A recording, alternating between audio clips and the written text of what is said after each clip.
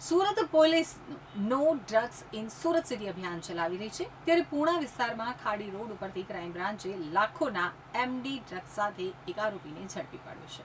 સુરતમાં no drugs in Surat city અભિયાન હેઠળ ક્રાઇમ બ્રાન્ચને મોટી સફળતા મળી હોય તેમ પૂર્ણા વિસ્તારના ખાડી રોડ ઉપરથી 64.53 ગ્રામ એમડી ડ્રગ્સ સાથે એક આરોપી યુનુસને ઝડપી પાડવામાં આવ્યો છે, જેની પાસેથી 1.93 લાખની એમડી ડ્રગ્સ, રોકડા રૂપિયા, 2 મોબાઈલ ફોન સહિત 2.37 લાખનો મુદ્દામાલ જપ્ત કર્યો છે। તો આરોપીએ પ્રાથમિક પૂછપરછમાં કબૂલાત કરી હતી કે સરથાણા જકાતનાકા વિસ્તારમાંથી ડ્રગ્સ ખરીદી સુરતમાં છૂટક વેચાણ માટે લાવ્યો હતો, જેને લઈ ક્રાઇમ બ્રાન્ચે હાલ સમગ્ર નેટવર્ક સુધી પહોંચવા વધુ તપાસ શરૂ કરી છે।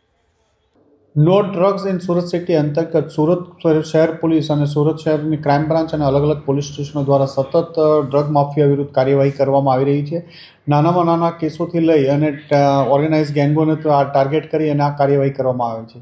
આવી જ એક ઇન્ફોર્મેશનના આધારે સુરત ક્રાઇમ બ્રાન્ચના પોલીસ ઇન્સ્પેક્ટર SN પરમાર અને એની ટીમે ગઈકાલે પૂણા વિસ્તાર ખાડી પાસેથી એક યુનુસ ઉર્ફે યુનુસ બાગ શેખ નામના ઈસમને પકડી પાડ્યો, જેના કબજામાંથી 65 ગ્રામ જેટલું એમડી ડ્રગ્સ મળી આવ્યું છે, જેની કિંમત 1,95,000 જેટલી થાય છે।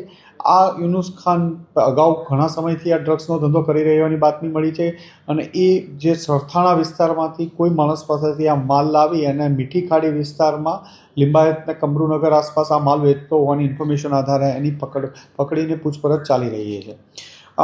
યુનુસ વિરુદ્ધ અગાઉ પણ અલગ અલગ મર્ડર જેવો ગુનાઓમાં પણ પકડાઈ ચૂક્યો છે। 2017માં એક મર્ડરના તલવારથી મર્ડર કરવાના કેસમાં શાબીર નામના માણસના કેસમાં 2017થી 21 સુધી જેલમાં હતો અને છેલ્લા 4-5 વર્ષથી છૂટ્યો હતો અને છેલ્લા 6-7 મહિનાથી આ ધંધામાં સંડોવાયેલો હોવાની માહિતી હાલમાં છે। એને પકડી એની વધુ પૂછપરછ કરવામાં આવી રહી છે। સર, અહીંયા કોને વેચતો? એ ઇન્ફોર્મેશન નામ અને છે પણ તપાસ ચાલી રહી છે અને આરોપીની રિમાન્ડની કાર્યવાહી ચાલી રહી છે।